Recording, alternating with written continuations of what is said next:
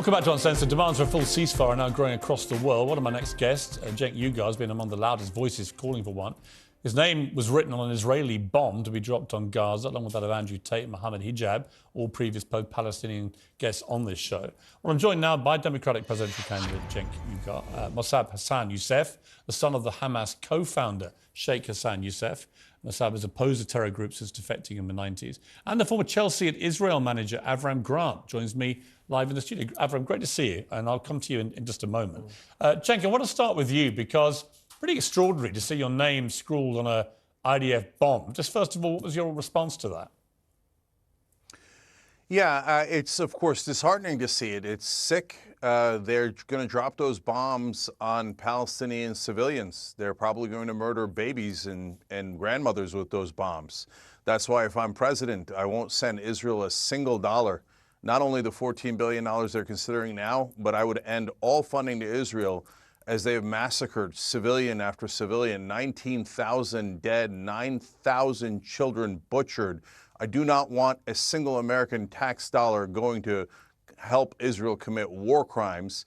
And if they think they're going to intimidate me by putting my name on their bombs, they've got another thought coming to them. We're at a state in this war where Hamas is believed to have around 35,000 terrorists.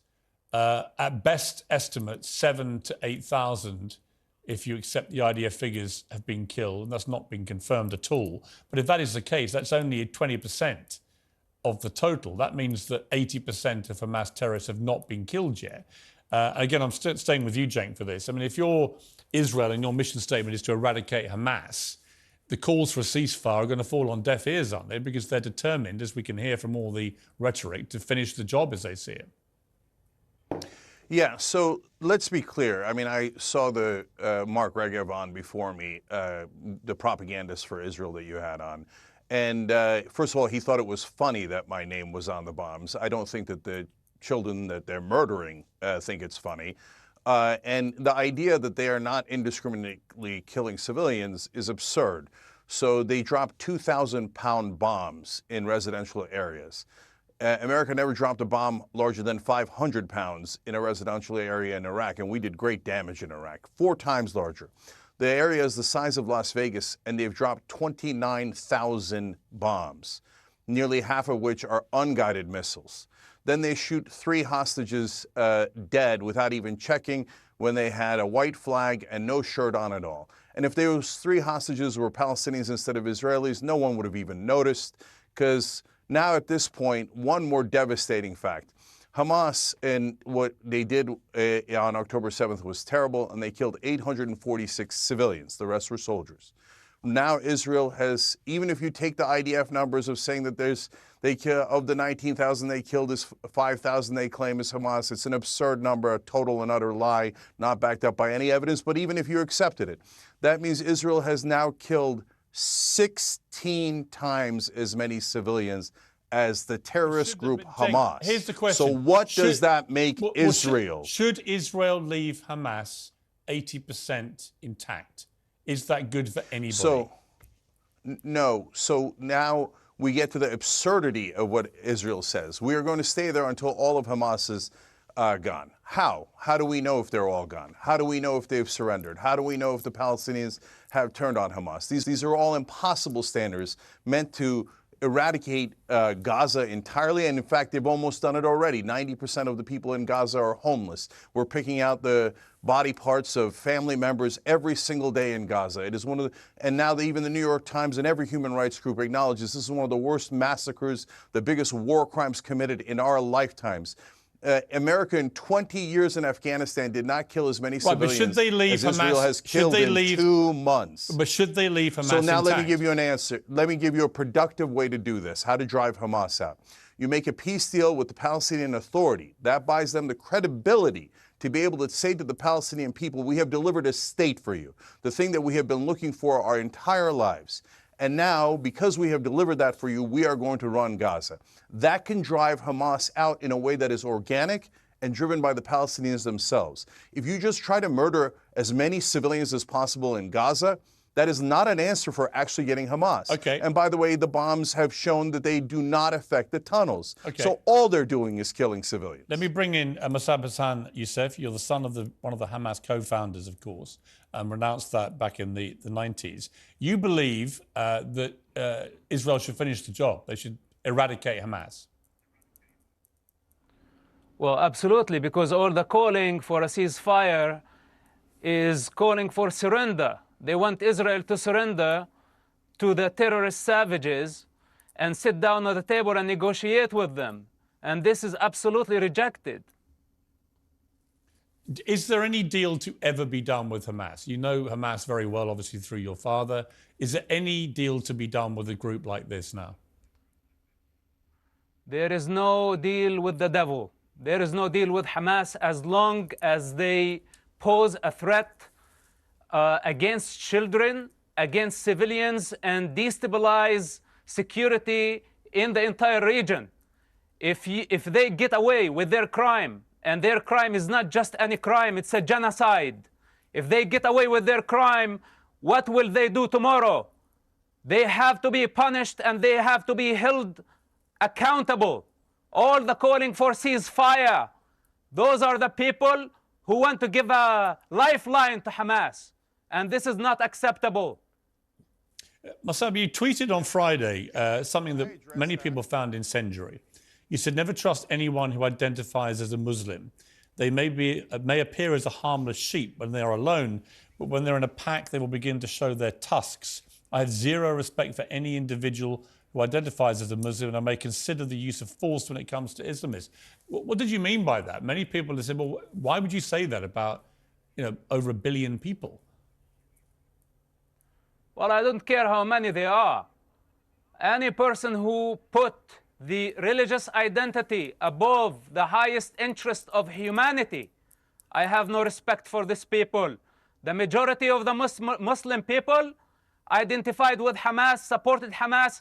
Show me how many Muslims out there who condemned Hamas genocide. Why? Is it because Jewish blood?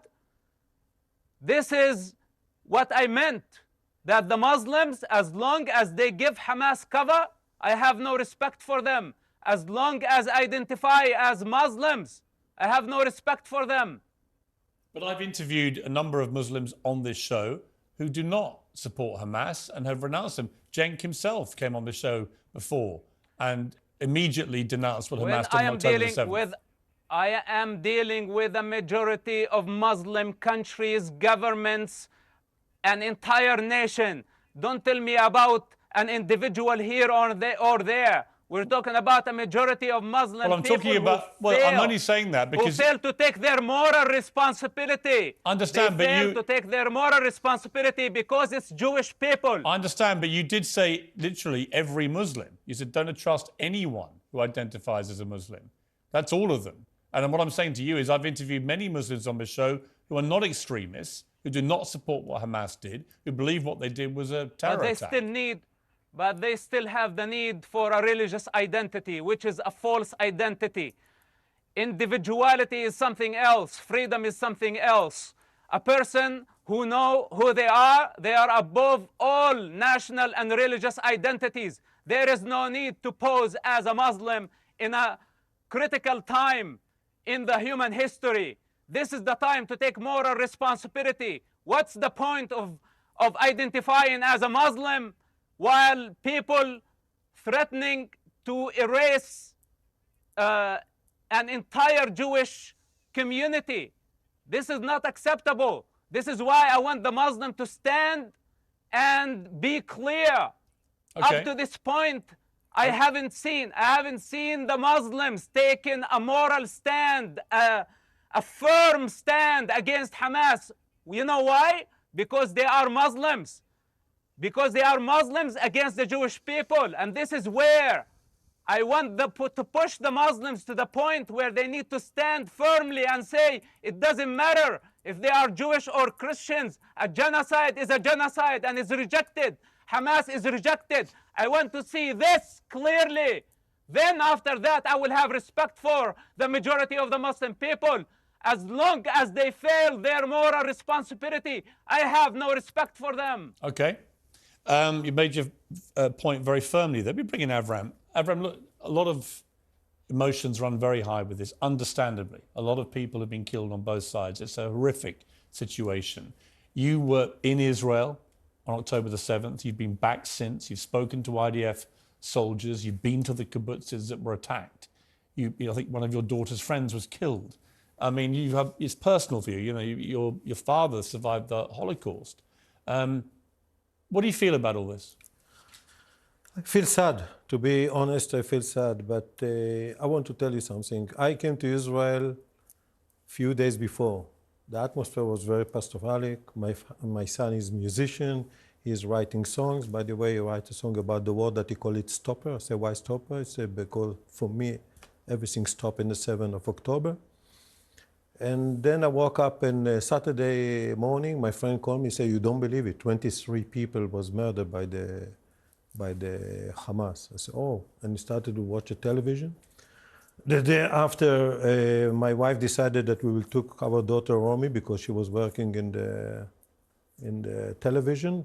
And you know, I don't know if you know, I think also you got all the videos, horrible videos.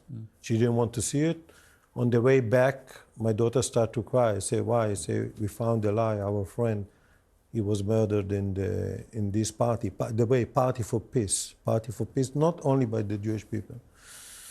So this is how I exposed to this situation. But I will tell you, it's a tragedy. It's a tragedy. All of this area is tragedy. I'm not a politician. I'm a football guy. But I live in this area. I have a lot of Muslim friends. I have a lot. And I want one thing to say. Two things. First, what would you do? What England would do if this massacre happened in England? What they would do? What they would do? There would be silence. And not just this. What they would do if the people that did it said publicly, we will do it again. And we will do it again.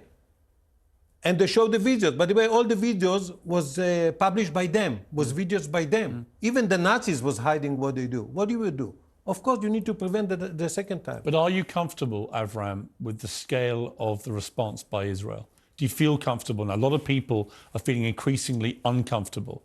And when you see 3 hostages being killed, you see women being killed outside churches, the Pope calling it terrorism, the President of the United States saying it's indiscriminate bombing and so on. Do you feel comfortable about this? Do you think that Israel should just carry on, or do you think they should have a pause? I'm not a general of all things. I think one thing everybody knows, this Hamas don't need to be in this area. If the Hamas is not here, if the hostage was released, by the way, which hostages? 10 months old, 4 years old, 85 years old.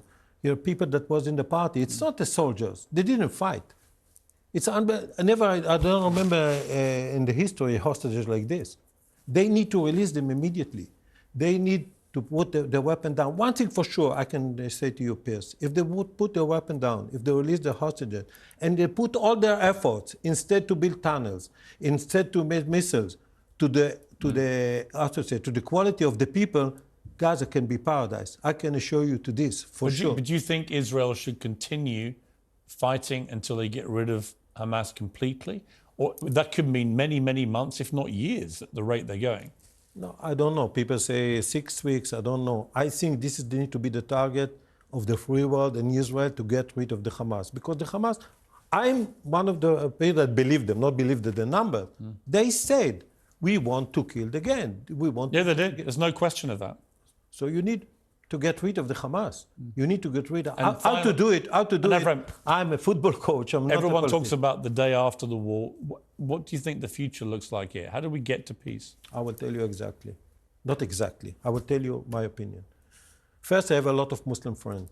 By the way, I have friends in Gaza.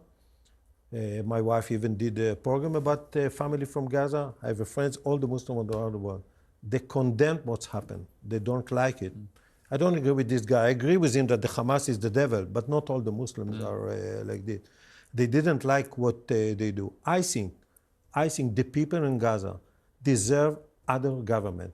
They deserve other leaders. They need a leader. And who should that be? They need to lead. I don't know. They need a leader that from them, leaders that take care of the quality of life. They need the leaders that will lead them to this.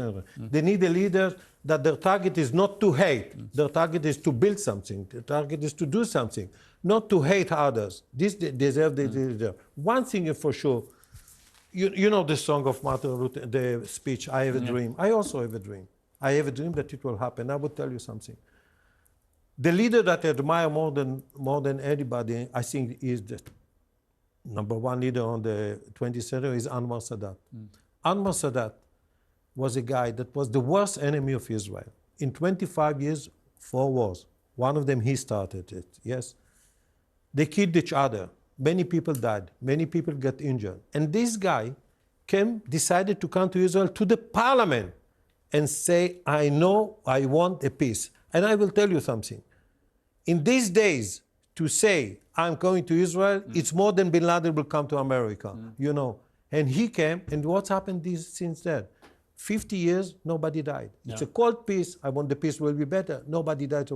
I expect that these leaders now in the region, and I agree with the son of the father, will take responsibility and they say, let's make Gaza paradise. You know that I try to do a project of football. Yeah. Pitches on the borders. And I will do it, by the way. Pitches between Israelis playing Palestinians. Yeah, and the people will come to Peter. I try to do this project. I still believe in this. But I expect this leader, maybe it's Mohammed bin Salman, maybe others. I expect the leaders to sit together and say, instead to give them money for tunnels, why they need the tunnels? Why they need make money to the quality of the people? Like Anwar Sadat came to Israel, very brave man. I expect them to do this. And I will tell you one thing. I've got to go actually. I think you're right. I will put all the leaders together that want peace, even from Iran, even from everybody that want peace and want to make a Gaza paradise. And make it happen. They can make it. And you know how it started? When Anwar Sadat called to Walter Cronkite and said to him, I'm ready to come to Israel. Yeah. So maybe they will call you Pires and they say, let's make peace. Let's make Gaza paradise. I would do anything and let's stop the intention of killing other people, because I agree with Mark Regev. The Israel never have intention to kill other people. Avram, got to leave it there. Fascinating to talk to you. And great to see you. Thank you very much indeed. And to my 2 other guests, I really appreciate it. Jake, I can see you wanted to jump in. We will come back to this. You're a powerful voice, and I will come back to you about this. I've just run out of time tonight, but thank you all very much. 9,000 dead children in Gaza. Yeah, 9,000 dead children. It's acts of terrorism. I will get you back on again soon, and we'll talk about it again. I promise you that. Thank you all very much for joining me.